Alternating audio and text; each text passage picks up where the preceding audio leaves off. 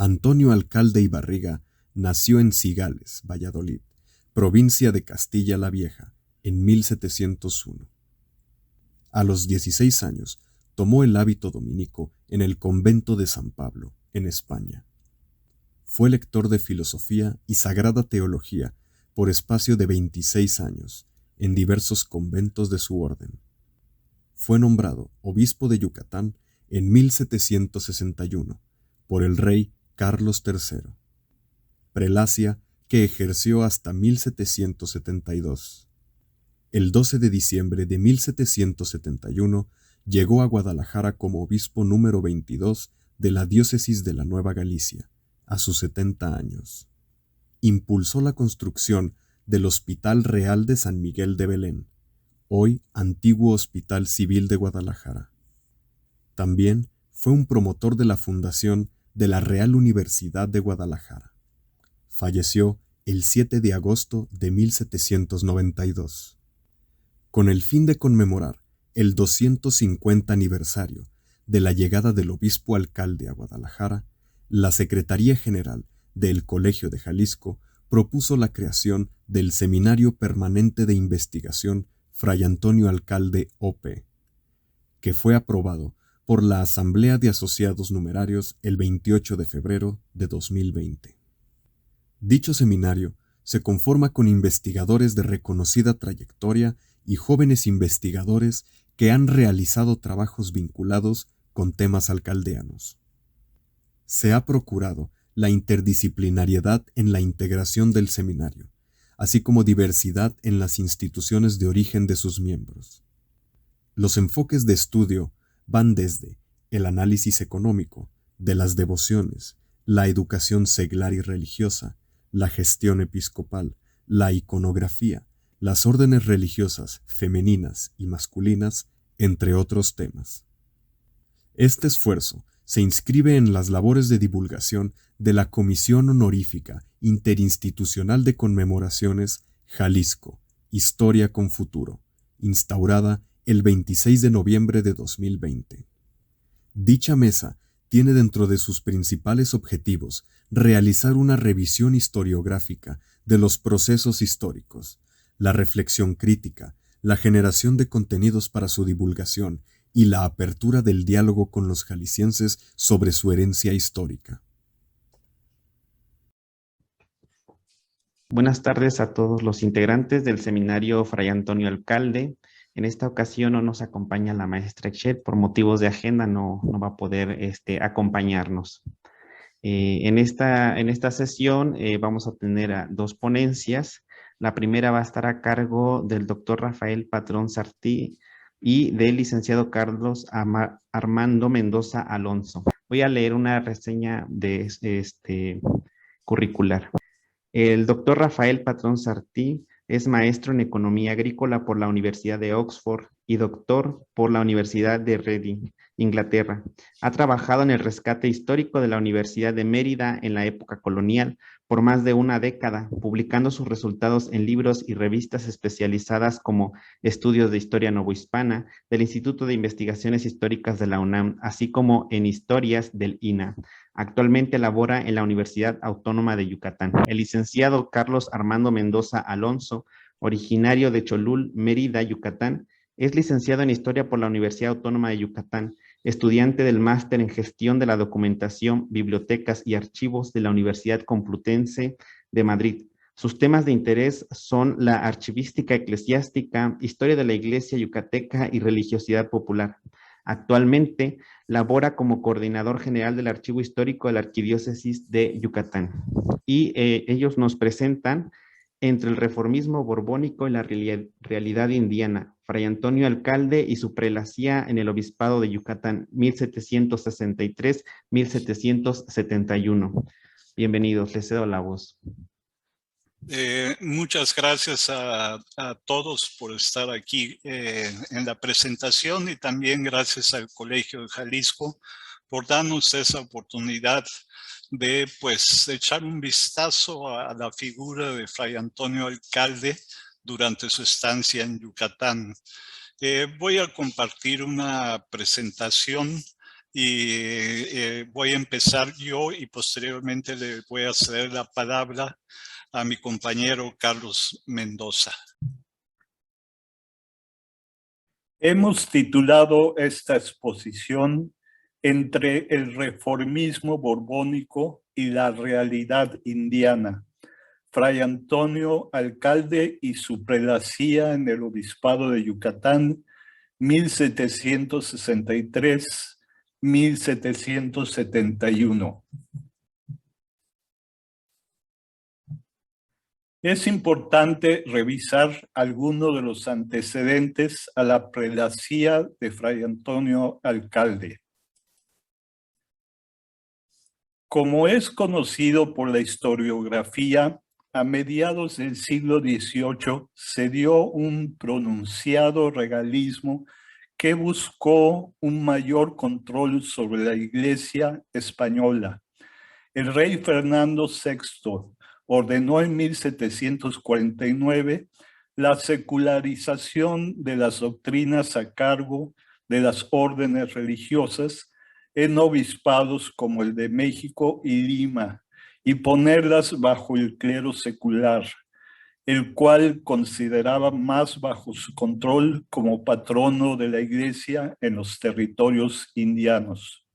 Uno de los temores era que no hubiera clérigos suficientemente preparados en muchos de los obispados indianos, pero después de informaciones decidió en 1753 expandir la orden de secularización a todos los demás. La orden llegó a Yucatán a principios de 1754. Al recibir la orden, el obispo Fray Ignacio Padilla, en colaboración con el gobernador, comenzaron a remover a los religiosos de sus parroquias, no sin incidentes. Como resultado, hasta 1757, 9 parroquias de franciscanos y una de dominicos que se encontraba en Tabasco fueron traspasadas al clero secular. Sin embargo, al llegar un nuevo gobernador en 1758, este detuvo la secularización del curato de Motul y empezó una disputa con el obispo Padilla, que se fue a las Cortes españolas sin resolverse aún en 1760, cuando el obispo fallece.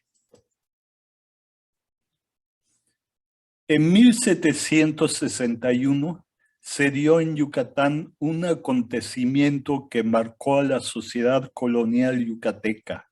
José Jacinto Uc de los Santos, mejor conocido como Jacinto Canec, se declaró rey de los mayas y comenzó una rebelión contra los españoles.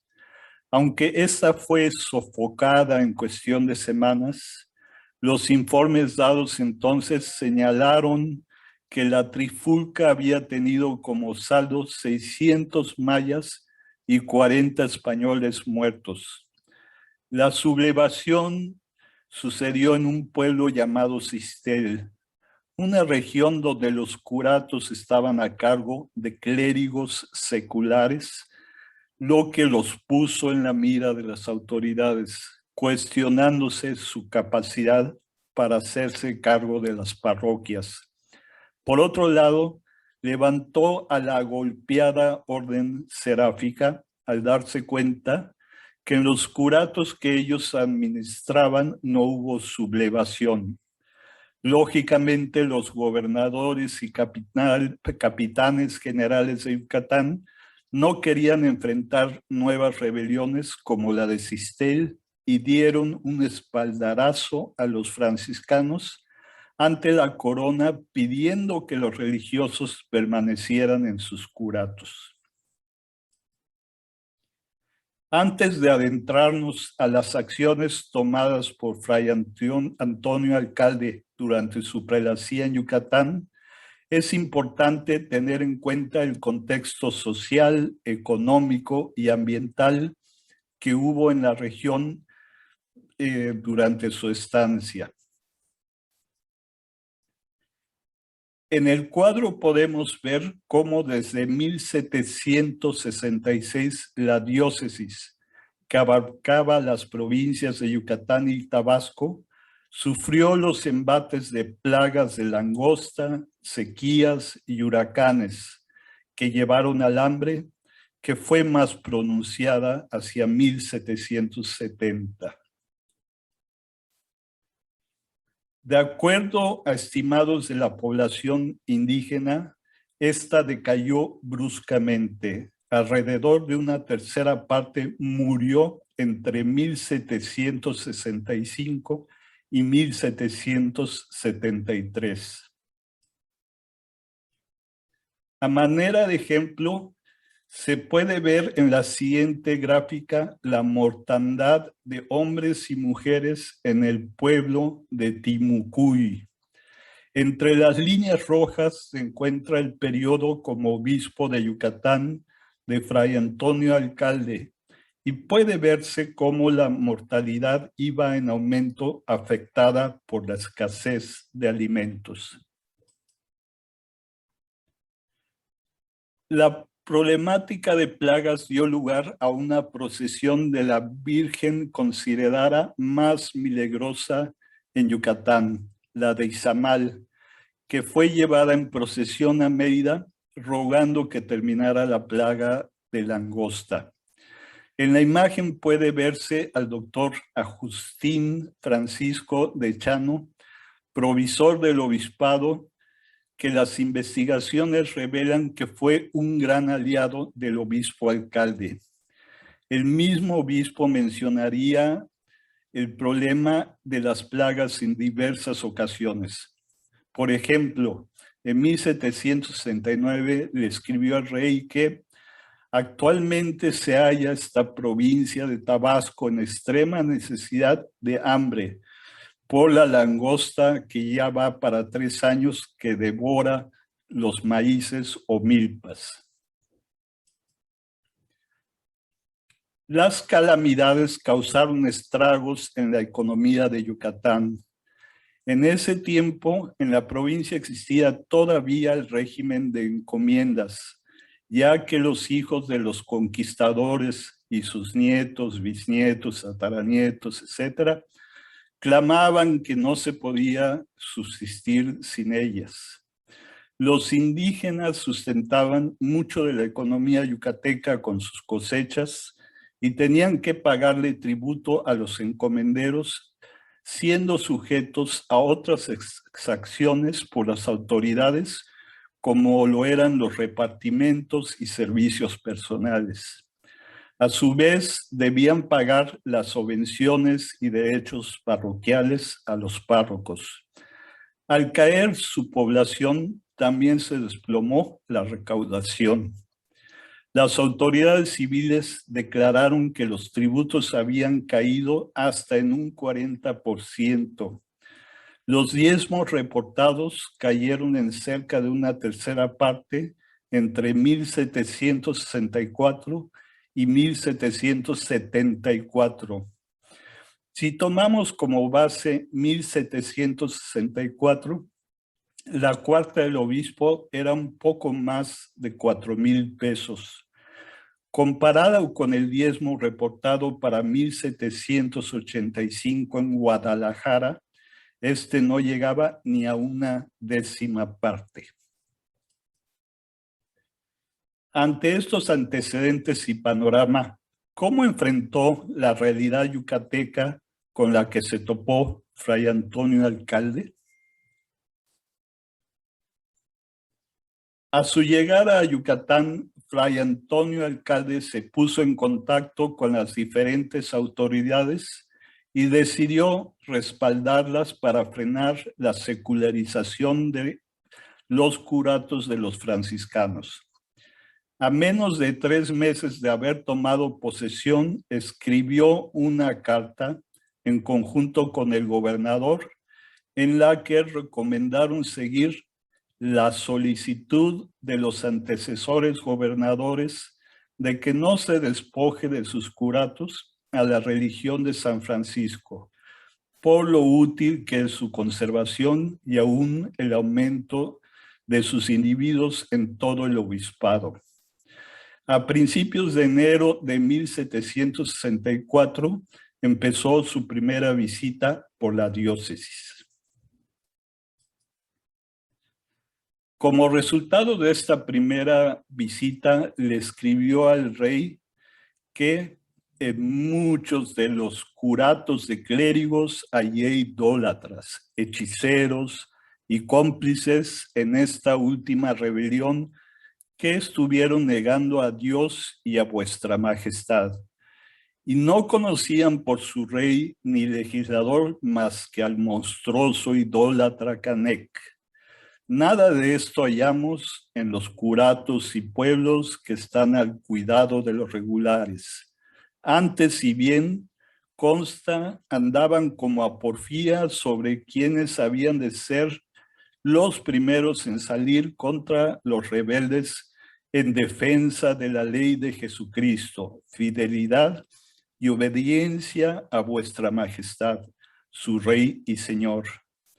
El descrédito de los clérigos seculares y el respaldo a los franciscanos era contundente. Vamos a revisar el papel de Fray Antonio Alcalde para frenar las secularizaciones.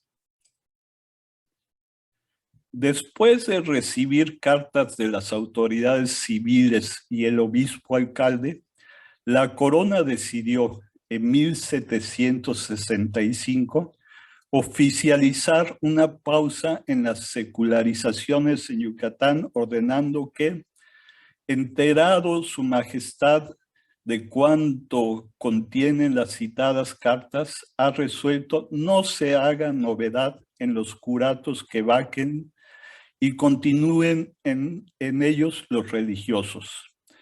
Todo entendido por ahora, hasta que vuestra señoría, el obispo, se halle con clero idóneo de su satisfacción.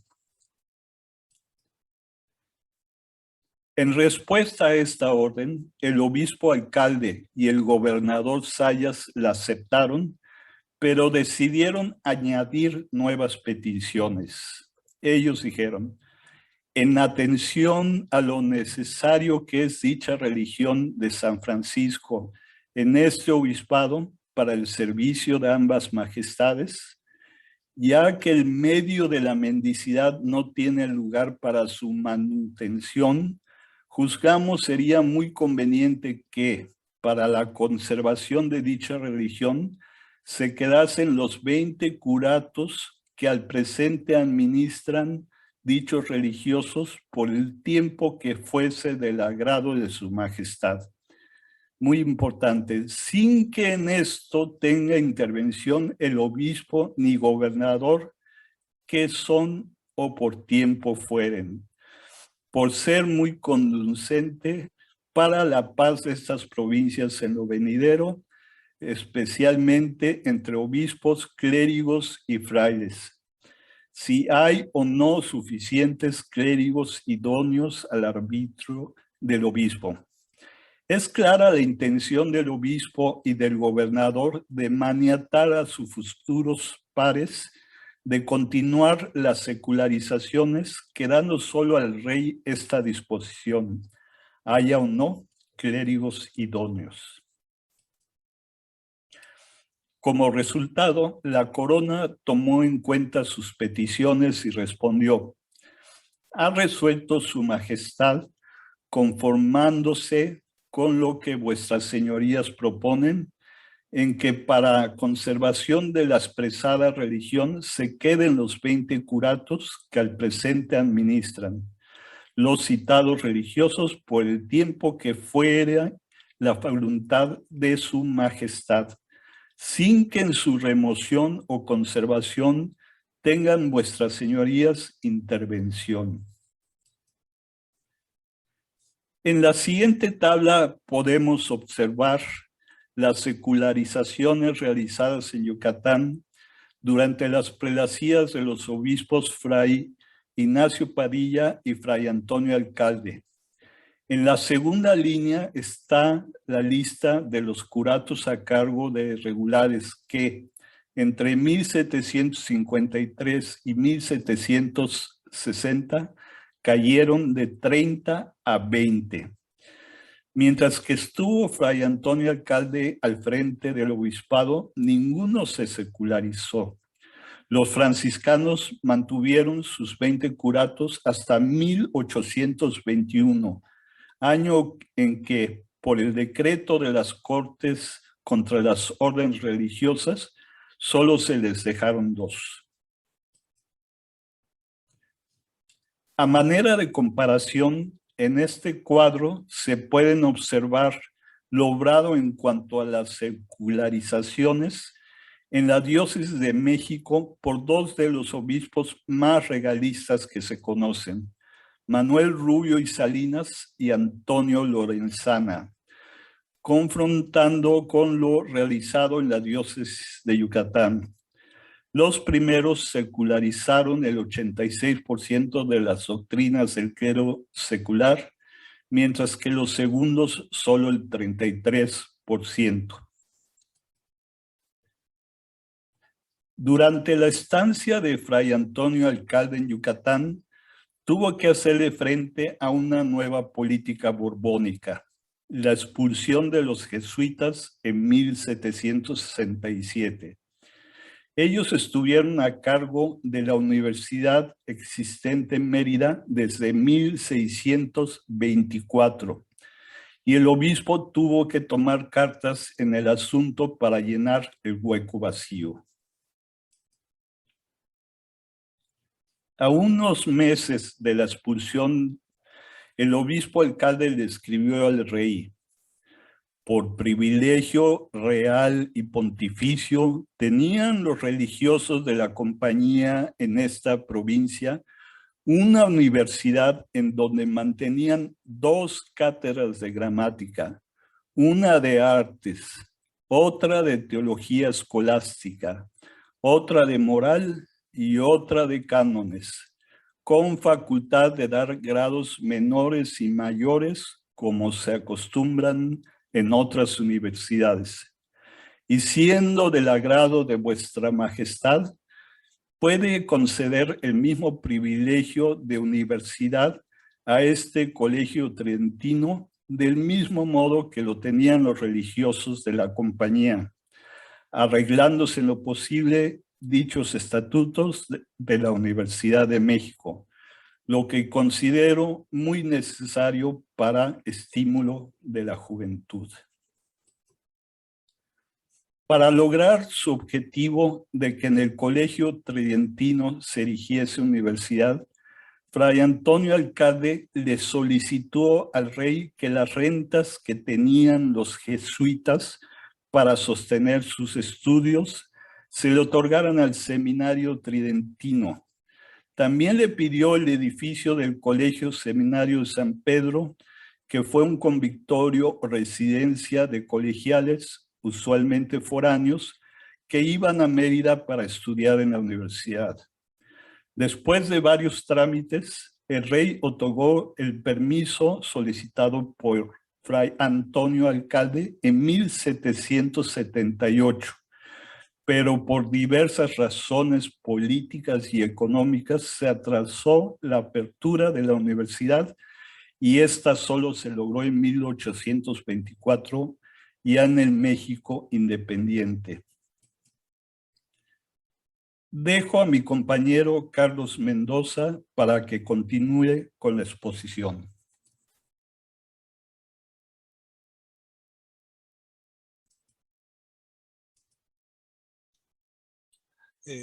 Carlos. Sí, Rafa. Me toca presentar.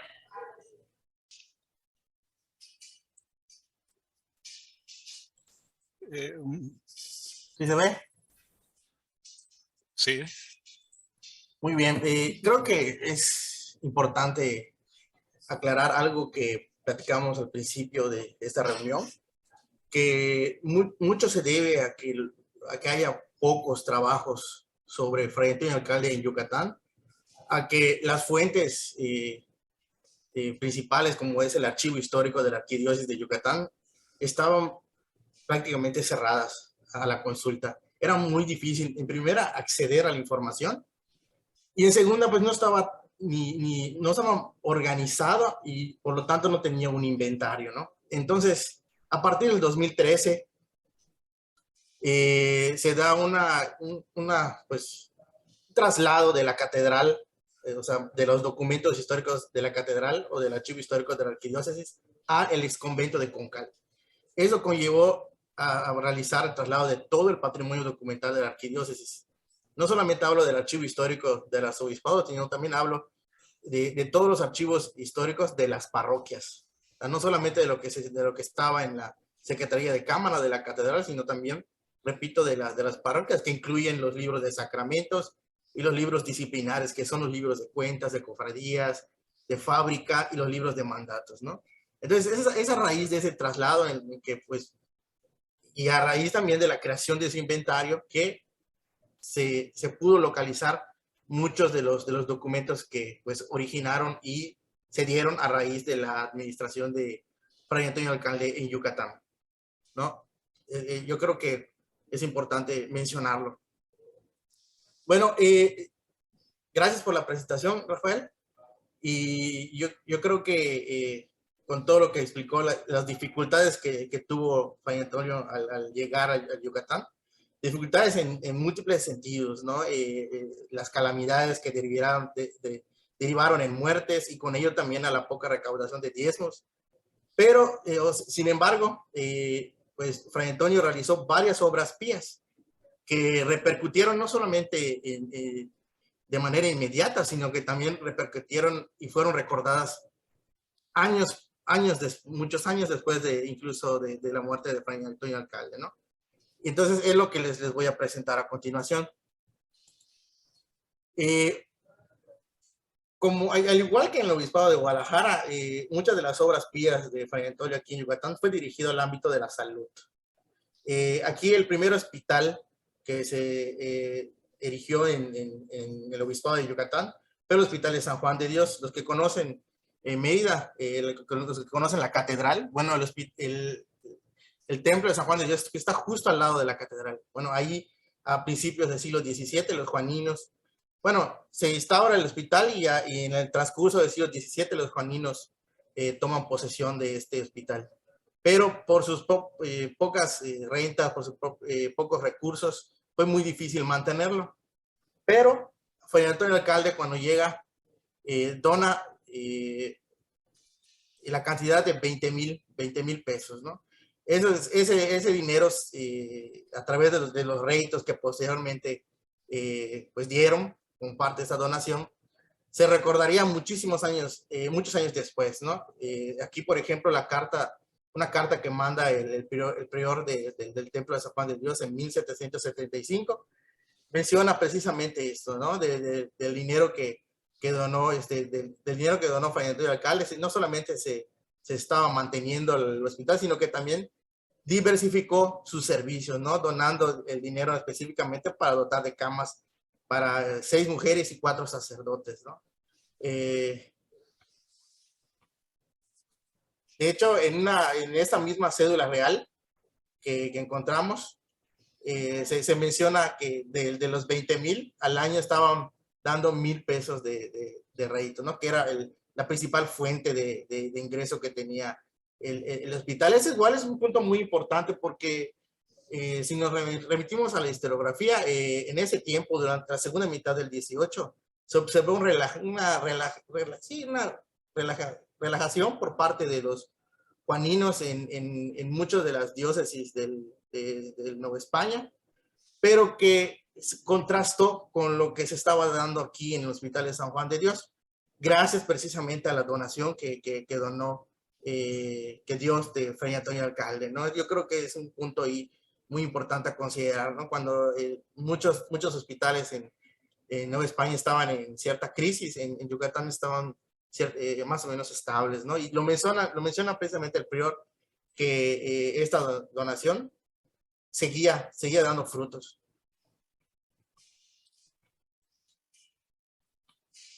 Una de las tantas enfermedades que azotaban todo el Obispado de Yucatán, hay que recordar que el Obispado de Yucatán abarcó y abarca, el arzobispado abarca el obispado de Campeche, el actual obispado de Tabasco, el de Quintana Roo y el antiguo Petenixá, que actualmente es parte de Guatemala. Entonces, una de las grandes enfermedades que azotaban, por ejemplo, a Campeche, fue el lepra, el llamado enfermedad de San Lázaro, ¿no? Entonces, Fray Antonio Alcalde, prácticamente a la mitad de su gestión, manda una cédula real en la que solicita la creación de un hospital de lazarinos. Esta documentación, además, esta cédula real es muy importante porque normalmente se le había dado el reconocimiento de esa iniciativa a otro obispo, que es Fray Luis de Piña y Mazo, hasta en 1783. Pero gracias a esta célula real pudimos observar que fue precisamente alcalde el que dio esta iniciativa, e incluso proponiendo dar 4,000 pesos de su peculio para poder realizar dicha obra, ¿no?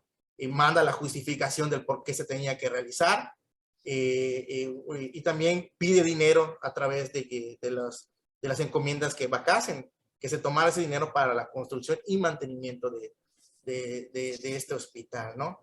El rey le contestó favorablemente en el aspecto de la creación, más no del reconocimiento de las encomiendas, del dinero de las encomiendas. Manda hacer incluso una junta entre el gobernador, eclesiásticos y el cabildo, pero cuando se manda esta real cédula, incluso dice que se manda a hacer el diseño o el plano, pues al siguiente año Fray Antonio Alcalde viajaría al Cuarto Concilio. Entonces, ese y otros factores hicieron que se detuviera la obra hasta 1783, que lo retomaría, como dije hace un momento, Fray Luis de Piña y Mazo. En su momento se darían la donación de 50,000 pesos a finales, en esos años, entre 1783 hasta 1794-95, que fallece Luis de Piña y Mazo, y se terminaría la obra de este hospital por ahí de esos años, incluso con los expolios muy probablemente con los expolios de Luis de Piña y Mazo, ¿no? Un hospital que pues alcanzaría su esplendor en esos años y cerraría hasta finales del siglo XIX, pues con los avances médicos, pues se cambiaría el rumbo de los hospitales y con ello también de este hospital de lazarinos. Bueno, como buen obispo, pues le tenía un aprecio a su catedral, ¿no? Y a él se le debe incluso la misa de la consagración de la catedral, una catedral muy antigua, terminada en 1599, pero que le faltaba esa consagración, y incluso a la llegada del obispo Fray Antonio Alcalde, lo primero que hizo es esta consagración en 1763. Mandó a realizar e intervino en la creación de 2 retablos colaterales que incluso sobrevivirían hasta el siglo XX, destruidos junto con el retablo principal en 1915, con la erupción de personas allegadas al gobierno de Salvador Alvarado, en este marco coyuntura de la Revolución Mexicana, ¿no? Entonces, vemos que esa obra incluso llegaría hasta el siglo XX. Fundó 2 capellanías de coro con 8,000 pesos de principal. Yo creo que este dato también es muy importante porque hace poco se realizó una tesis también derivada de la información que se resguarda aquí sobre un capellán de coro que fue ¿cómo se llamó? Pero eso fue el nombre, pero que es considerado el primer capellán de coro secular, o sea, no religioso. Y se menciona en ese expediente que se dotó, no solamente, o sea, había dinero para pagarle a él, un secular, sino también había dinero para pagarle a más músicos, organistas, incluso para comprar nuevos instrumentos, e incluso también se le encarga a José Prem, se llamó, a José Prem, se le encargó pues hacer un casting para poder pues dotar con mayor profesionalidad la capilla de coro, ¿no? Y se menciona la donación de Fray Antonio Alcalde. Es un expediente incluso muy extenso. Entonces, podría considerarse, según la tesis, que un parteaguas en el inicio de la música en la catedral, hablando de seculares, ¿no? De no religiosos. Dotó además 2,000 pesos para mejoras en las iglesias más pobres y también donó recursos para el sostén del convento de monjas concepcionistas, un convento también erigido en el siglo XVII, único en todo el obispado. No hubo otro convento de monjas y menos concepcionistas, y siempre pasaron por distintas dificultades, dadas las condiciones, como bien expuso Rafael, las condiciones de pobreza que pues han caracterizado siempre al obispado de Yucatán. Pero él intervino en la cuestión administrativa. Él manda una célula real exponiendo esas dificultades al rey y propone que se reduzcan los números de monjas que pudiesen haber dentro de el convento, ¿no? En ese caso habían 75, él propone que sean 50, dadas de que su mantenimiento al año era más o menos de 10,000 pesos y solo obtenían recursos de 7,000, ¿no? Eso habla también de su relevancia y lo bien que sabía administrar, ¿no? Entonces, yo creo que con los pocos recursos, incluso la tabla que mostró el doctor Rafael Patrón, que muestra, pues, a comparación de otras diócesis que obtenían, como la de Guadalajara, 190,000 pesos de recaudación de diezmos al año, en Yucatán no, está entre 15 y 30,000, ¿no? Entonces, vemos estas cantidades de donaciones y de administración que hizo Fray Antonio Alcalde, y pues yo creo que toda esta experiencia le sirvió para luego estar y administrar, como él decía, a su segunda esposa. Gracias.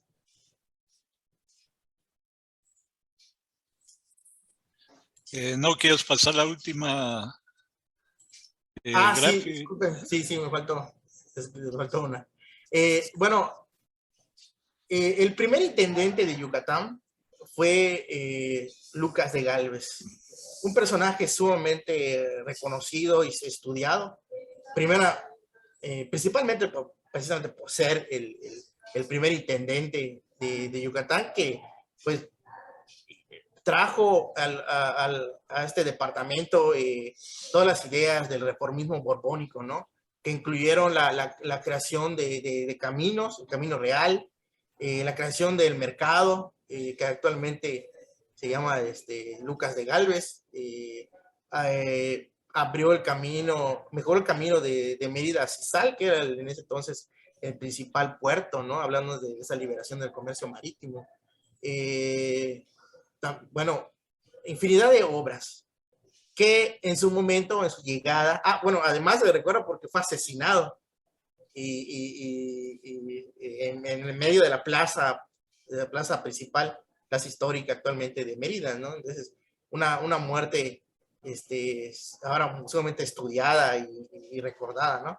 Entonces, prácticamente a su llegada, Lucas de Gálvez, pues le habían contado sobre la gestión de Fray Antonio Alcalde, y tanto así que le presume a él pues lo que está haciendo a favor de Yucatán, en la que se incluye también la creación de depósitos, hablando de estas calamidades, hambrunas y enfermedades, pues lo primordial que había de crear estos lugares para poder almacenar y distribuir alimentos, ¿no?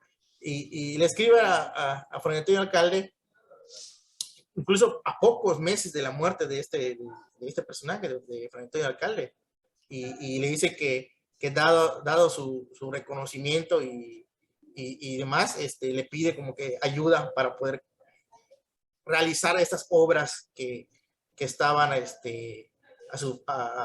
en planes, ¿no? Incluso Lucas de Gálvez también crea hospicios y crea también espacios públicos para el entretenimiento, como fue el Paseo de las Bonitas.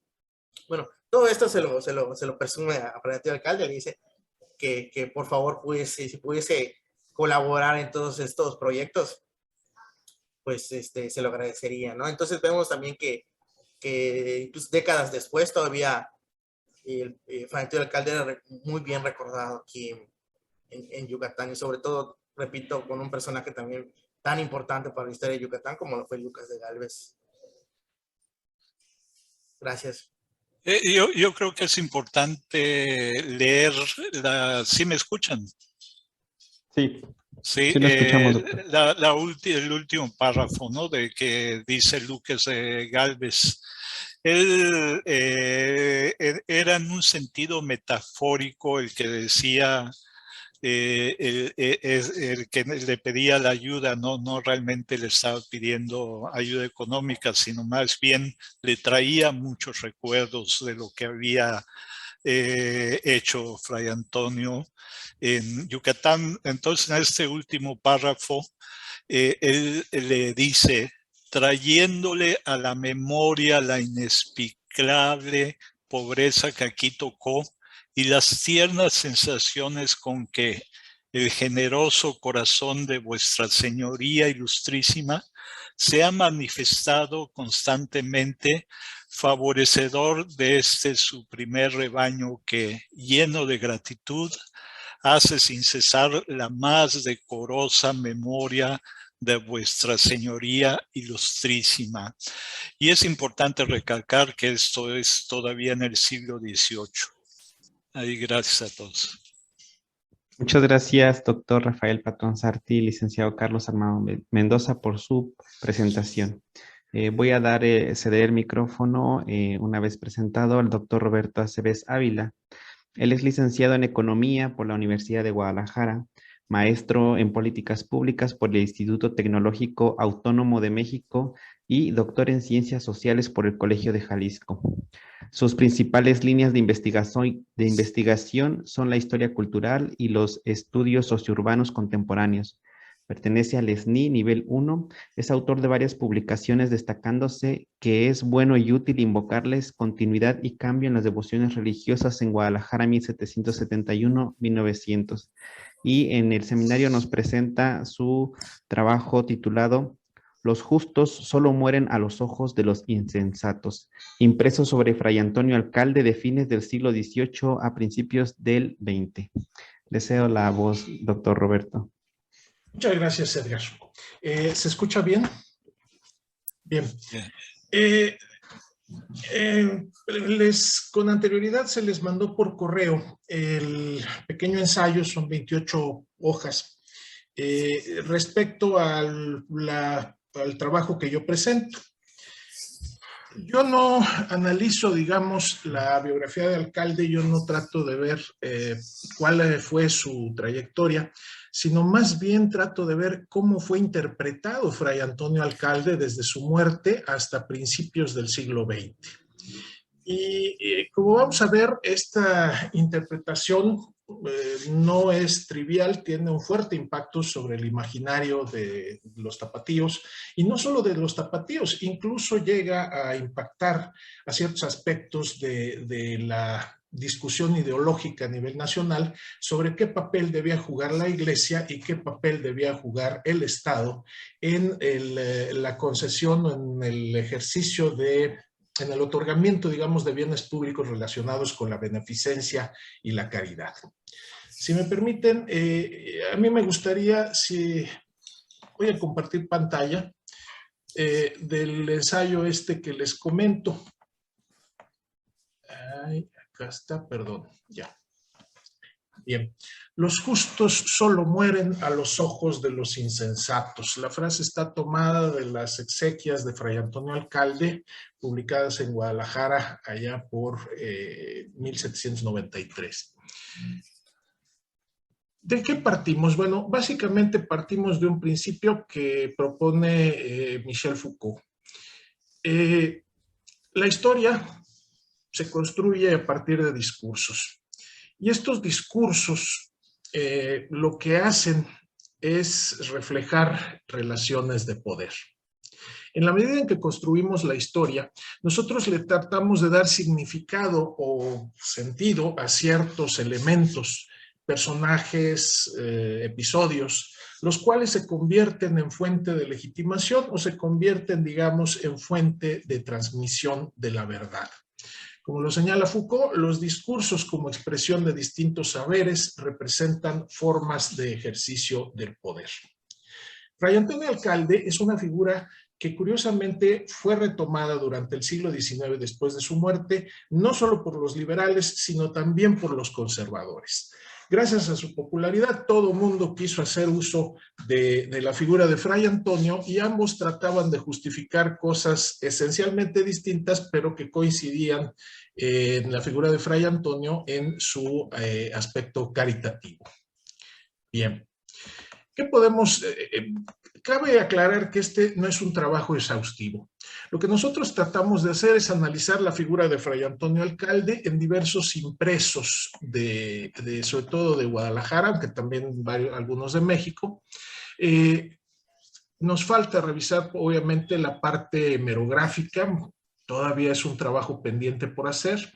Han quedado fuera algunos elementos, como por ejemplo una de las primeras biografías de Fray Antonio Alcalde, muy reducida pero significativa, la que publica José Mariano Beristain y Sousa en 1816 en su Biblioteca Hispanoamericana Septentrional.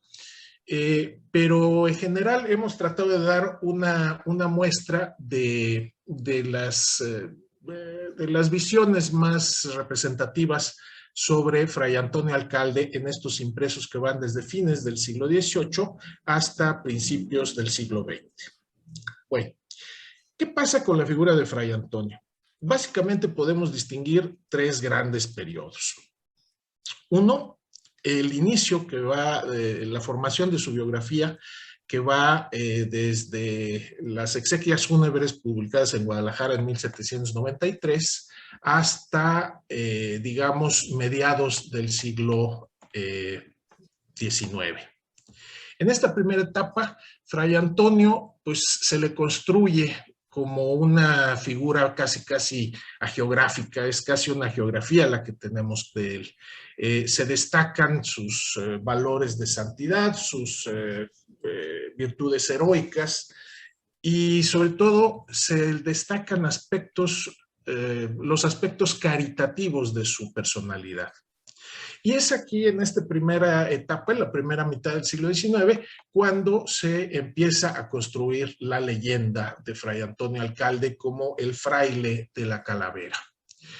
Hay que recordar que Fray Antonio era un hijo de su tiempo, era precisamente lo que ahora se le llama un obispo ilustrado, que efectivamente era regalista y consideraba que se debían aplicar las reformas borbónicas en la medida de lo posible y era una persona obediente, digamos, al mandato del rey. Muchas veces se olvida que parte de las obras de Fray Antonio Alcalde estaban orientadas precisamente por los principios de reforma borbónica que venían desde España. Entonces, la figura de Fray Antonio, a partir, por ejemplo, de los elogios fúnebres en que la Santa Iglesia Catedral de Guadalajara ha celebrado la buena memoria de su prelado y ilustrísimo y reverendísimo señor maestro don Fray Antonio Alcalde, desde allí se empiezan digamos, a velar un poquito estos antecedentes de Fray Antonio y se le presenta más bien como un dechado de virtudes que es producto de la caridad cristiana. A partir de la muerte de Fray Antonio, digamos, una de las biografías más importantes, yo distingo tres.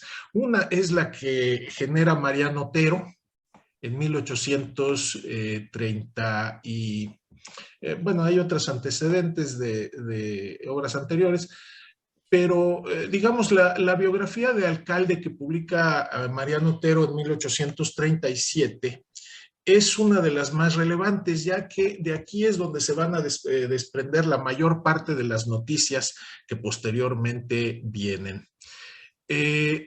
Uno de los párrafos centrales es no hemos podido averiguar qué motivos impulsaron a este monarca Carlos III a fijar su elección en un hombre tan extraño en la corte como el señor Alcalde. Acerca de esto hemos oído referir generalmente y a personas de muy juiciosa crítica un hecho que exponemos sin ser garantes de su verdad o falsedad.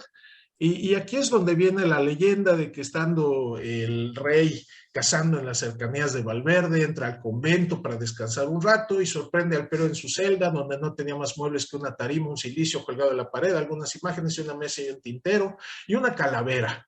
Que este aparato devoto, unido al exterior modesto y humilde del señor alcalde, le hicieron una impresión tan profunda que la primera vez que se ofreció para presentar una mitra, dijo a su ministro: nombre usted al fraile de la calavera precisamente. Si tal fue la feliz circunstancia que colocó al señor alcalde en la silla episcopal, la anécdota es digna del monarca y del religioso. Aquí es donde por primera vez se manifiesta la tradición oral de Fray Antonio Alcalde como el fraile de la calavera. Y esta imagen del fraile de la calavera se ve reforzada en dos escritos posteriores. Uno de 1853, publicado en Guadalajara, que es Las leyendas históricas y tradicionales de Pablo J. Villaseñor. El libro de Villaseñor es intrascendente como fuente de noticias históricas, es simplemente una serie de versos para exaltar la figura de alcalde. Sin embargo, es importante resaltar dos cosas. Primero, tiene un prólogo de José María Vigil, y en él José María Vigil elogia fuertemente el estilo y la capacidad de Pablo Villaseñor de dar a conocer las noticias históricas en forma de versos que son luego fácilmente interpretados, sobre todo para los niños. Debemos recordar que Pablo J. Villaseñor era muy admirado también de Manuel López Cotilla, el reformador de la educación aquí en Jalisco, y él solía regalar los libros de Pablo J. Villaseñor como premios en diversos eventos académicos, en diversos eventos escolares. Y entonces, justamente una de las leyendas que contiene el libro de Villaseñor es precisamente el fraile de la calavera, donde repite precisamente la anécdota que narra Otero, y aparte le añade otras. Por ejemplo, para resaltar la calidad de alcalde, él señala una anécdota que quién sabe si será cierta o la oyó o la inventó, pero él la incluye, de un oidor que era muy recto, pero un día se le ocurre pedir prestado, y entonces eso pone en duda su imparcialidad. Alcalde, al enterarse, lo llama y le dice: eso no es posible, no se puede ser imparcial y deberle dinero a alguien. Entonces él paga la deuda del hombre para asegurar precisamente la imparcialidad del oidor en cuestión. La tercera biografía importante de Alcalde en este sentido es la que aparece en el apéndice, en el primer tomo del apéndice, en el tomo octavo del Diccionario Universal de Historia y Geografía de Orozco y Berra, y que Luis Pérez Verdía atribuye al escritor yucateco Justo Sierra O'Reilly. Sin embargo, creemos que lo más probable es que este haya sido redactado por José Mariano Dávila y Arrillaga, experto en derecho canónico y cuestiones eclesiales, que de acuerdo con el prólogo de Orozco y Berra fue el redactor de la parte de noticias eclesiásticas de la obra. Independientemente de quién haya sido el autor de esta biografía que aparece en el apéndice del Diccionario Universal de Orozco y Berra en 1855, es importante destacar que esta biografía le da un poco más de proyección nacional a la figura de alcalde. De hecho, la mayor parte de los biógrafos del siglo XIX se remiten o a la biografía de Otero o a la biografía que aparece en este apéndice del Diccionario Universal. Y allí también se vuelve a repetir las mismas anécdotas, el fraile de la calavera,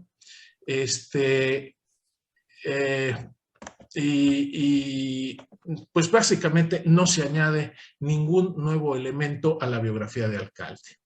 Entonces, hasta aquí, digamos, hasta 1850 y tantos, se genera la primera parte de las biografías de alcalde, en donde prácticamente lo que se crea es una hagiografía del obispo.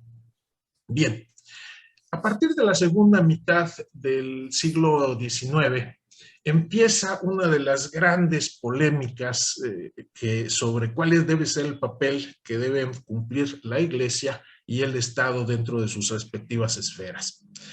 Ya desde 1833, con la presidencia de Santa Anna, se habían ejercido diversas acciones en contra de los privilegios de la Iglesia. y buena parte de estas acciones fueron alimentadas por la ideología liberal que estaba, digamos, teniendo como uno de sus principales ideólogos a don José María Luis Mora. Mora, por ejemplo, se señala aquí en el ensayo, es bastante crítico de la Iglesia y dice es imposible o no se debe permitir que la Iglesia, perdón, voy a adelantarme un poquito, el principio y regla de conducta que se propusieron los hombres públicos de aquella época en orden al clero, dice Mora, fue reducirlo a su simple misión espiritual, dejándolo ella absolutamente libre, pero sustrayéndolo al mismo tiempo de todo el poder civil que gozaba por concesiones sociales. Pero si el principio religioso se convierte en poder político y saliendo de las vías de la convicción que le son propias pretende ejercer sobre los ciudadanos una fuerza coercitiva, su degeneración es completa y en lugar de auxiliar al poder soberano en el orden directivo, se convierte en su rival en la parte administrativa. ¿Cuál es el problema que ve Mora? La Iglesia en ese estado controlaba buena parte de las obras de beneficencia. Y controlaba los nacimientos, controlaba las muertes, ella era la que extendía los certificados, pero también controlaba la beneficencia, y esto no es trivial. Para los liberales del siglo XIX, esto implicaba el determinar cómo se debía reformar al ciudadano y reintegrarlo a la sociedad a partir de una situación de desamparo. Es decir, para Mora era peligrosísimo que la Iglesia mantuviera el control sobre ciertas actividades, incluso las de beneficencia, y dice, para eso está el Estado, para controlar todos los aspectos de civilidad de los ciudadanos. Entonces, aquí se empieza a plantear un primer problema con la figura de alcalde. Alcalde gozaba de una popularidad muy amplia en Guadalajara y incluso en otros lugares de la República, Yucatán, por ejemplo, porque se le consideraba un gran benefactor. Pero entonces el pensamiento liberal comienza a verlo como un filántropo, no como alguien inflamado de caridad cristiana. Lo que importa destacar, o lo que los liberales querían destacar de alguien como alcalde, era que él había actuado en su calidad de ciudadano filántropo. Es más, muchos escritores liberales de la época lo califican como un outlier, como alguien que actúa fuera de lo normal. Es el caso, por ejemplo, de Agustín Rivera, uno de los liberales más importantes de Guadalajara en 1876. Él dice, es verdad que como enseña la historia en esta parte, ha habido mucho de ilusiones y mucho de fanatismo. El fanatismo es destructor y sanguinario, y si seres de un alma tan bella como Vicente de Paul y Antonio Alcalde fueron fanáticos, los hombres de todos los cultos desearían que hayan muchos más fanáticos. Las instituciones humanitarias de este pobre fraile fueron hijas legítimas de la fe, y hoy, en el último tercio del racionalista siglo XIX, cuando la ilustrada Guadalajara va a elegirle una estatua, va a levantar una estatua a la fe. Para Rivera, por ejemplo, y otros liberales del siglo XIX, como es el ejemplo también de una biografía anónima que se publica en 1875, la biografía del ilustrísimo señor don Fray Antonio Alcalde, escrita por disposición de la Junta del Ayuntamiento de esta capital de Guadalajara, estableció para llevar a cabo las medidas acordadas de aquel prelado. Los liberales de aquella época ven en Alcalde como alguien que escapa de la mentalidad decadente de su tiempo, que según ellos estaba contenida en la religión católica, y piensan que más bien Alcalde escapa a esta situación y gracias a su espíritu filantrópico, que no caritativo, logra distinguirse en medio de la época. Para los liberales es importante rescatar la imagen de Alcalde, pero ya no como un religioso inflamado de amor divino, sino como un filántropo que, venciendo a la decadencia de su época, se atreve a mejorar a la sociedad. Entonces, esto debe entenderse en el contexto. En 1875, Lerdo de Tejada había acabado de expulsar hace unos años antes a las Hermanas de la Caridad. En 61 se había expedido la ley de secularización de hospitales y establecimientos de beneficencia por parte de Juárez. Se estaban constitucionalizando las leyes de reforma. Entonces, todas las acciones que se habían ejecutado antes de las leyes de reforma, pues debían ser entendidas no como un producto de una iglesia benefactora, sino como producto de filántropos extraordinarios que surgen prácticamente de la nada. Esta figura de alcalde como benefactor la repiten varios, por ejemplo, Joaquín Romo en los apuntes sobre Guadalajara de 1888, José Villagordoa, el autor de una guía a la apuntes históricos, biográficos, estadísticos y descriptivos de la capital del estado de Jalisco, en fin, Eduardo Gibón, el Guadalajara, la Florencia mexicana. Para todos ellos, alcalde es un filántropo extraordinario. Y más tarde, en 1910, el propio Luis Pérez Verdía remata señalando: vivió el señor alcalde en una época de depresión intelectual. Hoy mismo lo miramos a través de un siglo entero y examinando sus obras observamos con sorpresa que son dignas de nuestra futura generación. Perteneció a una obra religiosa en momentos en que entraba en ella como en todas las descomposiciones y se remontó a sus orígenes huyendo de los elementos corruptores. Alcalde entonces es alguien que escapa a la corrupción de su tiempo para convertirse en alguien digno de admiración, no por ser religioso, sino por ser filántropo. Ahora, en la segunda mitad, casi a fines de la mitad del siglo XIX, empieza a formarse en la Iglesia una ideología de combate a esta ideología liberal. Es el catolicismo social. Tradicionalmente el catolicismo social se le hace nacer hasta la Rerum Novarum a fines del 19, principios del 20. Sin embargo, el catolicismo social nace con León XIII en encíclicas como la Quod Apostolici Muneris del 28 de diciembre de 1878, la Humanum Genus del 84, y es culmina con la Rerum Novarum en 1891. Pero, ¿qué propone el catolicismo social anterior a la Rerum Novarum? Bueno, en primer lugar, ellos proponen que son los laicos. La Iglesia no puede combatir por sí sola la influencia del demonio y del liberalismo sobre la sociedad. Necesitan la ayuda de los laicos. Por otra parte, el catolicismo social establece una diferencia muy tajante entre la beneficencia pública y la caridad cristiana.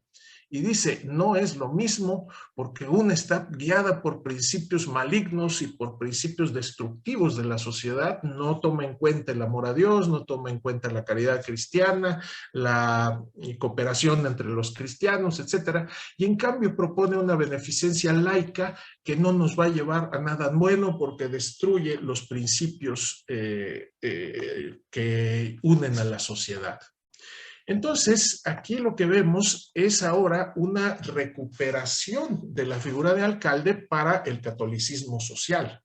Y esto tiene lugar sobre todo con las celebraciones del primer centenario. Ya aquí en algunas sesiones anteriores hemos tenido oportunidad de escuchar el tipo de celebraciones que se llevaron a cabo. Aquí se recuperan algunos elementos. Originalmente esta celebración la organizaron los privados, y eran privados que aunque eran liberales también eran católicos, en fin. Todo el mundo quería exaltar la figura de alcalde y todo el mundo quería utilizarla como blasón de sus propias ideologías. Entonces, aquí destacan, por ejemplo, la memoria que se publicaron, los 20 años de beneficencia, las biografías que se publicaron Luis Pérez Verdía y Santos Coy en diferentes publicaciones. Pero sobre todo,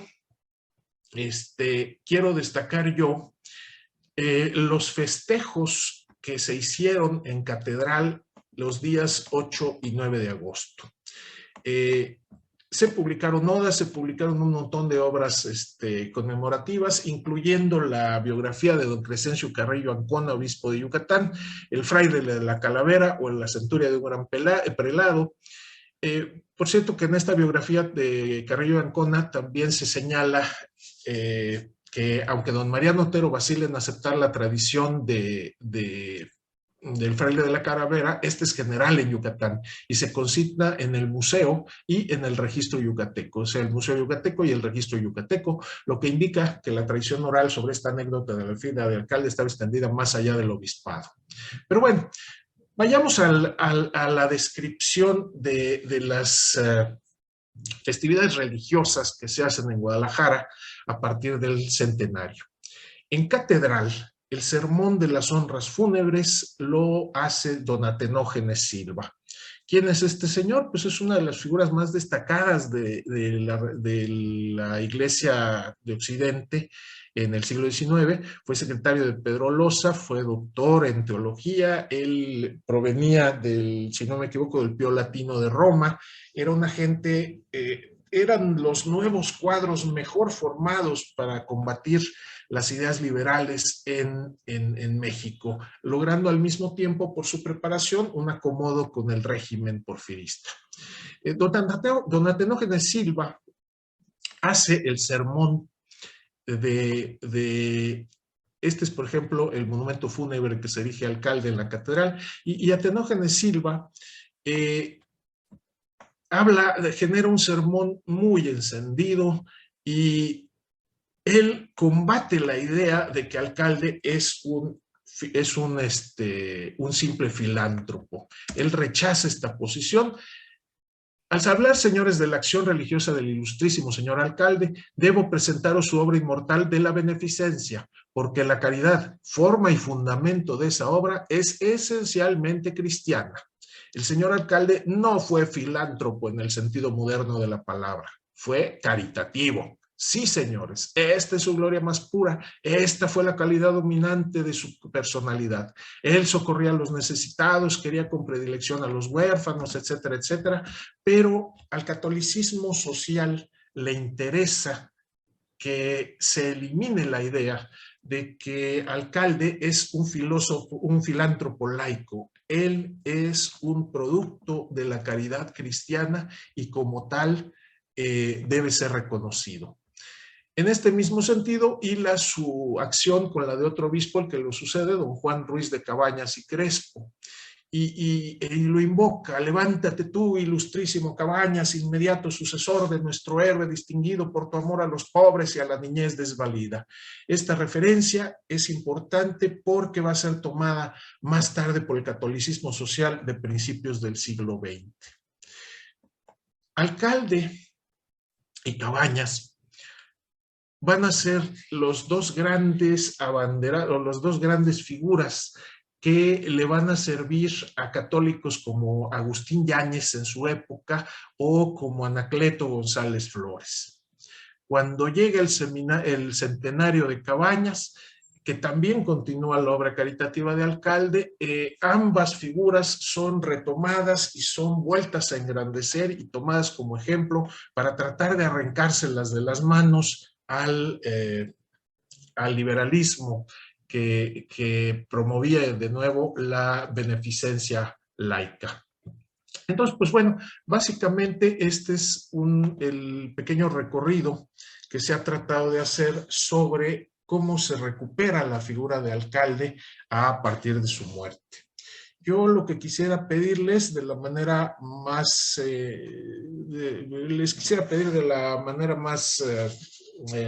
amable posible, que me hicieran llegar sus comentarios o que me hicieran sus observaciones sobre este trabajo. Al final, lo que yo quiero también dejar como mensaje es que la historia, al ser construida a partir de discursos, pues también es una forma de reflejar las relaciones de poder. La historia, a partir de su potencial como literatura, pues nos refleja, digamos, estos discursos y nos construye a las figuras históricas en función de las necesidades de verdad de cada época. Entonces, pues les agradezco mucho, tienen ustedes el texto y pues quedamos a su disposición. Muchas gracias. Muchas gracias, doctor Aceves. Es el momento para hacer preguntas, comentarios y observaciones. Cedo la voz a quienes quieran hacerlo. Yo tengo una pregunta para el doctor Patrón y para Carlos, sobre todo para Rafa. Rafa, tú has trabajado mucho en el rescate del colegio de jesuitas que funcionó prácticamente como una universidad en Mérida. También nos presentaste un testimonio de alcalde apoyando, digamos, la continuidad de estas funciones. ¿Tienes algún trabajo más avanzado sobre el papel de alcalde en la continuidad del colegio jesuita como universidad? Mira, sí hay un... Perdón, ¿me escuchan? Sí. Antes que nada pido perdón ahí porque parece que en la grabación no se escuchó bien. Algo falló aquí en lo técnico porque teóricamente tenía buen volumen, pero no sé si al conectar estos audífonos se escuchaba de otra manera y lo captaba. Pues ahí lo que voy a hacer es enviarle esta parte de grabación, Edgar. No sé si me permites que te la envíe y la distribuyes a las demás gentes para que esté más claro. Si no se escucha, lo vuelvo a grabar, no hay problema. También si hay una parte de la presentación, pues la puedo poner y si se escucha bien ahorita, lo comentamos sin ningún problema. Mira, sí hay estudios de lo que sucedió posteriormente a la expulsión de los jesuitas. Uno fue una tesis que se dio acá en Yucatán y después se publicó. Son los antecedentes a lo que le llaman la universidad literaria. Y posteriormente hay otro estudio de la doctora Laura Machuca Gallegos del Ciesas, en un capítulo de un libro donde también estudia esto. El problema es de que la propuesta de alcalde se empantanó. Se fue alcalde y entró un nuevo obispo, Piña y Mazo, que pues muchos historiadores dicen que era muy recio, que no tuvo la voluntad política. Yo creo que era más complejo realmente la situación para reabrir. Como dijimos ahí en la presentación, él pidió los bienes de los jesuitas para poder reabrir, y en un contexto de pobreza como se tenía Yucatán, todo bien era importante y más para lo que quería el alcalde. El alcalde quería aumentar las cátedras y esto es importante porque todos los estudiantes que se tenía en el colegio Convictorio de San Pedro se pasaron al Tridentino y había que sufragar las becas, nuevos maestros y nuevas cátedras para poder tener todo esto. El colegio tridentino era muy pequeño, entonces, y por eso pedía el colegio de San Pedro. Y además, él entró en pláticas con el gobernador en ese momento y el gobernador le dijo, un momento, o sea, ya había problemas económicos, te puedo pasar esto, pero esto todavía no. Cuando sale alcalde, hay sedes vacantes y llegan unos obispos, pero están muy poco tiempo. Y es el siguiente obispo que está más tiempo, es Piña y Mazo. Para ese tiempo, las temporalidades de los jesuitas, mucho ya se había perdido. Entonces, él también vuelve a pedir el Colegio de San Pedro, pero hay pleitos con las autoridades aún por el Colegio de San Pedro. Y empiezan ese tipo de problemas, en mi punto de vista, económicos. Mucha gente dice que si se hubiera quedado Fray Antonio alcalde en Yucatán, se hubiera reabierto la universidad. No estoy tan seguro de eso. Entonces, posteriormente se empantana porque el rey manda a pedirle su opinión al virrey de México y a la Universidad de México para los estatutos. Y como ustedes saben, en Guadalajara, la Universidad de México pues siempre buscaba mantener su monopolio y no quería que hubiera otras universidades. Y ahí lo que hace ni el virrey ni la universidad contestan por más de una década, o sea, lo hacen a un lado. Entonces todo esto se fue empantanando hasta que vuelven ya con las cortes a decir, oye, está este expediente, ¿qué es lo que ha sucedido? Le vuelven a pedir nuevas informaciones al virrey de México y de los estatutos que pasaría a la Universidad de México, y contesta muy someramente, yéndose por la tangente, no les dice nada. Y ya lo que hacen ahí las cortes es decretan que se vuelva a fundar la Universidad de Mérida, entre ellas muchas otras, y con ese decreto lo toman las autoridades de Mérida. Ya en el México independiente, ese decreto es de 1821, es el reglamento de educación pública, donde se establece ya a que Mérida se pueda fundar. Y en ese momento, pues lo que hace las autoridades lo toman, pero es el momento de la independencia. Entonces nada más se reorganizan como Estado, y el Estado lo que hace es, tomando ese permiso, las cortes, lo reabre en 1824. Entonces el expediente existe, se sigue estudiando, y realmente mucha gente lo ve como otra cosa diferente. Aquellos, como tú dices, que se quieren ver nada más lo liberal como un fenómeno liberal y la independencia, pero realmente no hay generación espontánea. Viene ese expediente desde la petición de Fray Antonio Alcalde de que se reabra la universidad en el Colegio Tridentino en los propios términos que lo tenían los jesuitas. No sé si contesto, Roberto. No, sí. Lo que pasa es que, de nuevo, aquí en Jalisco pues, se suele centrar la atención en el papel de Fray Alcalde como fundador de la Universidad de Guadalajara, pero a veces se soslaya un poquito que él ya había hecho estas labores en Mérida, ya había estado tratando de reactivar, si no la universidad, al menos sí las funciones de otorgamiento de grados del Colegio Tridentino, del Colegio Jesuita.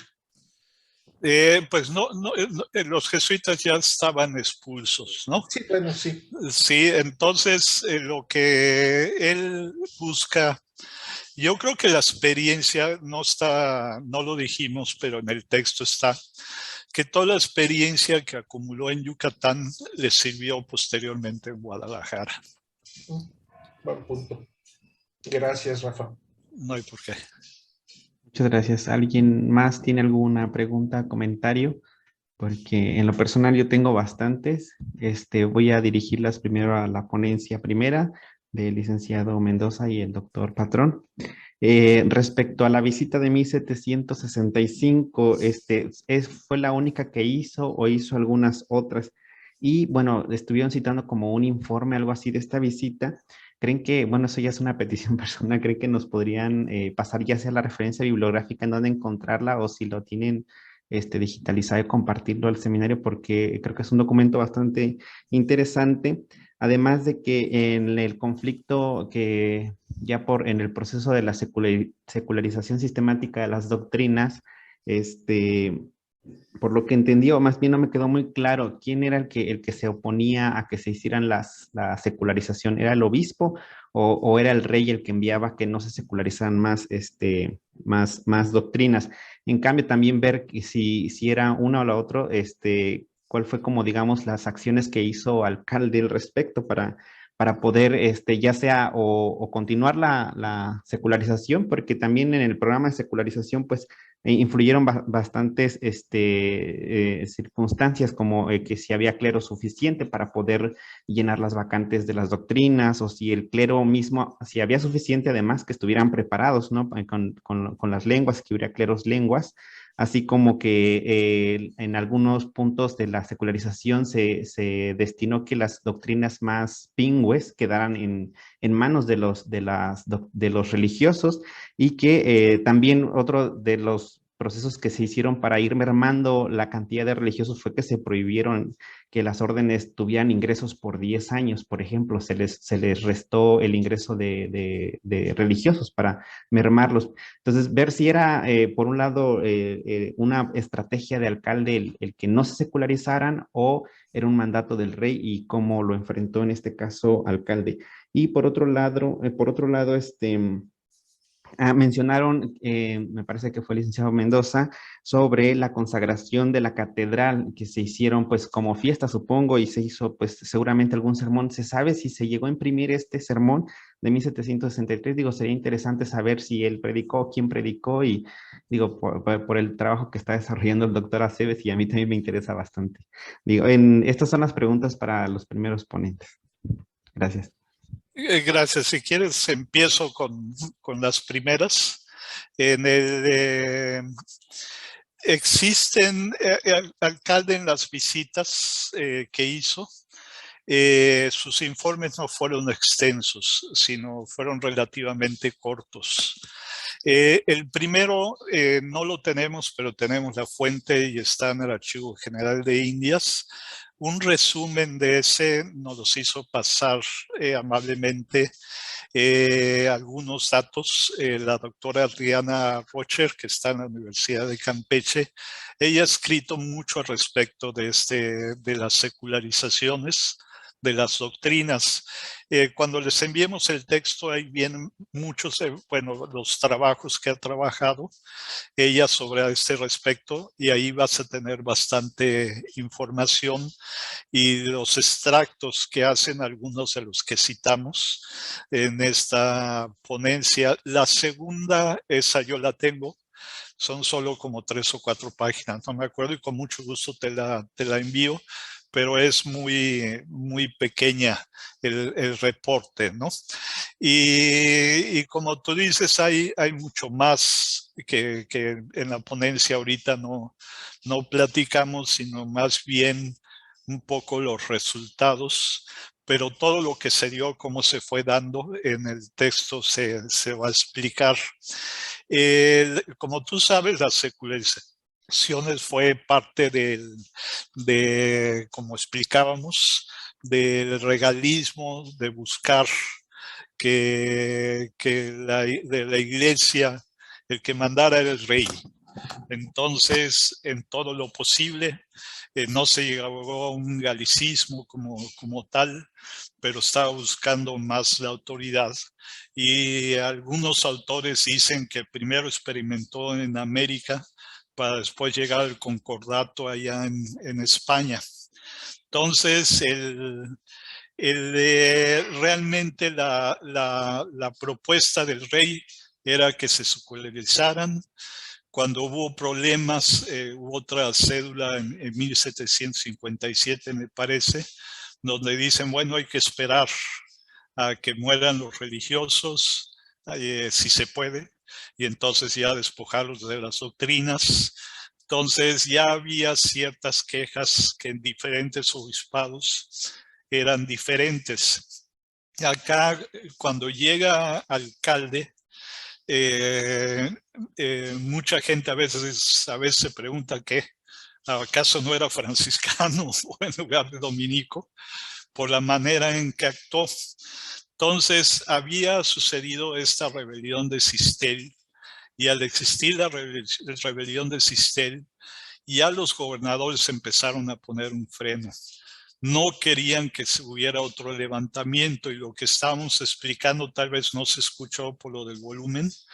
Los problemas del volumen que hubo es de que con el levantamiento de Jacinto Canek causó mucho temor en toda la sociedad, y se hablaba de posibles nuevas sublevaciones que pudieran pues hacer matanzas de los españoles por los mayas. Entonces, esa rebelión se dio en un lugar de curatos de clérigos seculares. y los clérigos seculares en ese momento, pues ahí ya dijeron, igual no están lo suficientemente preparados. Entonces, y ahí es donde donde no quisieron correr riesgo los gobernadores, que eran los vicepatronos de la iglesia, tenían el vicepatronato real en términos de la iglesia. Entonces dijeron, aquí le debemos separar porque no queremos ese tipo de problemas. Lo interesante es cómo lo aborda Alcalde. Alcalde llega y lo que hace es decir, antes de empezar su primera visita, ya se pone de acuerdo con los gobernadores y dice, yo no me voy a pelear con ellos, me conviene más estar de su lado y los apoyo. Entonces, y pide que se frenen las secularizaciones.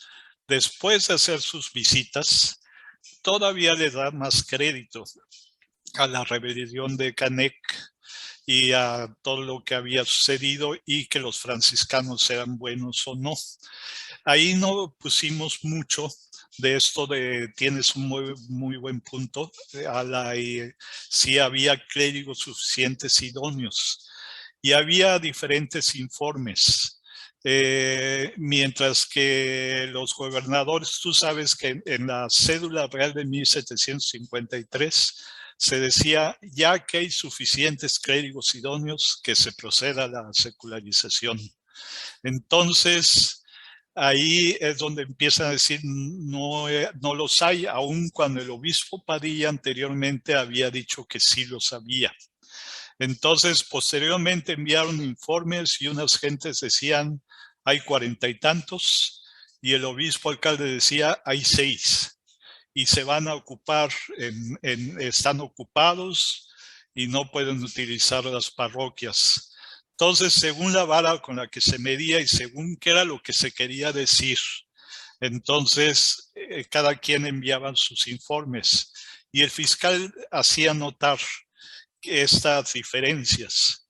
Entonces, que pues no sabemos, unos dicen una cosa, otros dicen otras cosas.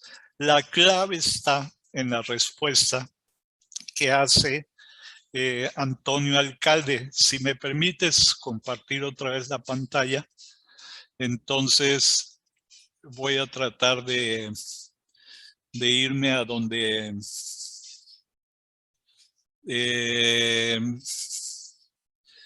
en esta que pide Alcalde, después de que les dice en un principio la corona, les dice, pone una pausa y le dice a Fray Antonio Alcalde que enterado su majestad de cuanto contienen las citadas cartas ha resuelto, no se haga novedad en los curatos que vaquen, conforme a la Real Cédula de 1757, ¿no? Y continúen en ellos los religiosos, todo entendido por ahora, hasta que vuestra señoría, el obispo, se halle con clero idóneo de su satisfacción. Al final él era el obispo y estaba a cargo del seminario trentino como prelado, ¿no? Pero el obispo contesta, me voy a ir, y aquí es donde se ve cuál es su interés. Si tú ves el renglón, los dos últimos renglones, ahí después de los puntos dice que todo esto piden dicen que se conserven sin que en esto tenga intervención el obispo ni gobernador, que son o por tiempo fueren. Y en el último renglón, si hay o no suficientes clérigos idóneos al arbitrio del obispo. Ahí lo que está diciendo Alcalde es decir que si en un futuro hay suficientes clérigos idóneos, de todas maneras que no se secularizan las parroquias. Entonces, y eso es lo que hace que en un futuro se mantengan los 20 curatos por las peticiones del alcalde y los curatos, los siguientes gobernadores y obispos no pudieron mover, al menos que pudieran convencer al rey de que se cambiara su real agrado.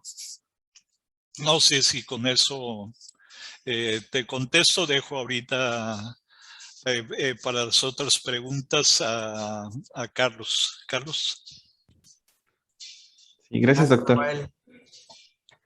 Con respecto a la consagración de la catedral, realizada en 1763, lo único que he encontrado aquí es la cordillera que envió alcalde a todo el obispado sobre la realización de este hecho, ¿no? Incluso, si me dejas igual compartir pantalla, les presentaré la transcripción de esta circular, cordillera. La tomé del libro de mandatos de la parroquia de Tixcocop. Fue enviada el 4 de enero de 1764. La consagración se realizó precisamente el 12 de diciembre de 1763. Y aquí se menciona pues así que lo que se realizó, ¿no? Lo que se consagró.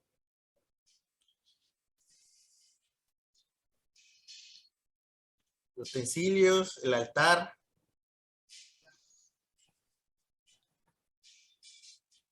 ¿Quieren les puedo mandar incluso esta transcripción? Sí, sería muy bueno que nos lo compartieras al seminario, Claro, porque claro que como sí. fuente es muy interesante. Sí. Es lo único que he encontrado al respecto. Espero encontrar más. Sí, ya luego nos compartes tus hallazgos. Muchas gracias, licenciado. De nada. Ahora mis preguntas van dirigidas, bueno, si no hay alguien más que quiera hacer alguna otra pregunta o algún otro comentario, quiero hacer las preguntas al doctor Aceves. Bueno, algunos comentarios. Primero, mencionar que dentro de la orden de predicadores, las reuniones capitulares que se hacían cada 3 años, ya después del siglo XVII, se imprimían y en estos impresos aparece alcalde como obispo, pero siempre lo mencionan como un sufragio. No sé si le puede interesar esa partida. Son impresos muy pequeños, pero sí aparece ya como alcalde dentro de estos impresos y cada vez ya sea sufragio por vivos cuando estaba vivo y sufragio por muertos, y habría que analizar si en el momento de su muerte se le dedica algo en especial, alguna reseña biográfica, no lo sé. Habría que revisarlo, doctor. Y bueno, las actas capitulares pues se encuentran en una colección en el Instituto Dominicano de Investigaciones Históricas, ahí en Querétaro, en Santo Domingo. Yo tengo una versión digital de la mayoría de ellas. También tengo una relación de otras que localicé en la Biblioteca Nacional y las que se encuentran en la Biblioteca John Carter Brown. Al respecto también preguntarle, ya sé que su trabajo que nos presentó va en orden a los impresos únicamente, pero sí en orden también a lo que demuestra a través de estos impresos, es como la visión o lo que se fue creando alrededor de Fray Antonio Alcalde como su figura, cómo fue interpretada, pero también existen algunos manuscritos que de repente no sé si aporten a ello o eso los está dejando totalmente de lado, doctor. Bueno, porque se me viene a la mente el texto que escribe el canónigo Río de la Loza, que le envió a Lorenzana, donde hace una biografía muy interesante del obispo todavía en vida. Al parecer es de 1791, si mal no recuerdo, y y todavía en vida. Entonces también lo que ya nos mencionaron los compañeros integrantes del seminario de Yucatán, que también hay una pequeña referencia a la persona de alcalde de uno de los gobernadores. Digo, eso nada más como ponerlo ahí, si es que también puede, o usted considera que los pueda considerar dentro de su trabajo. Y nada más comentar que a finales del siglo XIX, la segunda mitad del XIX, en varios lugares de la República, se empieza a hacer estos grandes homenajes a los benefactores del virreinato. Bueno, a mí se me viene a la cabeza para Querétaro que se empezaron a hacer muchas honras fúnebres en torno a Juan Caballero y Ocio, también mencionándolo como un gran hombre de caridad, que hizo muchas obras de beneficencia en Querétaro, doña Josefa Vergara, que muere en el siglo XIX, y otros grandes benefactores como Melchor Merino y Ocio. Creo que sí también hay una circunstancia como más, un contexto más amplio en el que se insertan como el querer rescatar estos grandes aportes de estos personajes y sobre todo por parte de la iglesia. Desconozco yo, sí, ya de lo que usted nos presentó como estas visiones de los liberales, pero creo que es significativo. Gracias, doctor. Gracias. No, sí, muchas gracias, Edgar. La verdad, sí, no he considerado, por ejemplo, los textos manuscritos, dado que, digamos, el interés de este trabajo se centra más bien en la prensa, digamos, en los impresos. Pero sí, seguramente vale la pena considerar muchos de estos trabajos. Habría que analizarlos y decantarlos. Efectivamente, en el siglo XIX pues, se empieza a hacer toda una serie de acciones apologéticas a favor de personajes de la colonia. Digamos, el caso más conspicuo es quizá la recuperación de la figura de Hernán Cortés, hasta incluso como benefactor, como fundador del Hospital de Jesús Nazareno. Al movimiento conservador, el pensamiento conservador, pues sí le interesa recuperar esta herencia, y don Lucas Alamán pues pone el ejemplo. Cuando en la celebración de un 16 o un 21 de septiembre, la gente sale a buscar los huesos de Cortés y a tratar de tirarlos por la calle y arrastrarlos por la calle, pues hay gente que el propio Alamán sale y trata de rescatar los huesos y ponerlos a resguardo, y por eso quedaron perdidos durante muchos años. Y sí, o sea, se trata de recuperar una herencia colonial que más que colonial está íntimamente ligada a una visión religiosa, caritativa. Hernán Cortés no necesariamente era tampoco un filántropo, actuaba también con base en un principio de caridad o de misericordia para los indígenas. En fin, eran formas de interpretar la historia. Y en el siglo XIX, pues sí, es muy común que este tipo de cosas se den entre los ideólogos de los diferentes partidos. Habría que también tomar algunos elementos para incorporarlos al trabajo. Muchas gracias. Gracias, doctor. No sé si alguien tenga algún comentario, pregunta. Aquí la doctora Peregrina felicita al doctor Patrón y al licenciado Mendoza por su interesante trabajo, igualmente al doctor Roberto Aceves, que ya ha reunido un cúmulo de impresos sobre alcalde. Muchas gracias, doctora. Si ya no hay alguna otra participación, vamos a dar por concluida la sesión de hoy, y pues la siguiente sesión, ahora se me olvidó ponerla, me parece que es el 15 también de noviembre. 12. Es el 12 de noviembre. Muchas gracias, doctora. El 12 de noviembre, y ya también, bueno, ya les envié en el correo la participación de los siguientes. Va a ser la misma liga de acceso, va a ser la misma. De todos modos, se las hago llegar con anticipación. Una disculpa, en esta ocasión la mandé muy tarde también. Tuve problemas con mi correo institucional, pero ya lo pude resolver con un poquito de tiempo. Bueno, pues muchas gracias a todos, y pues nos vemos en la próxima sesión. Buenas tardes. Muchas adiós. Gracias, felicitaciones a los expositores. Muchas gracias. Saludos a todos. Gracias, saludos a todos. Adiós, gracias. Saludos, hasta luego.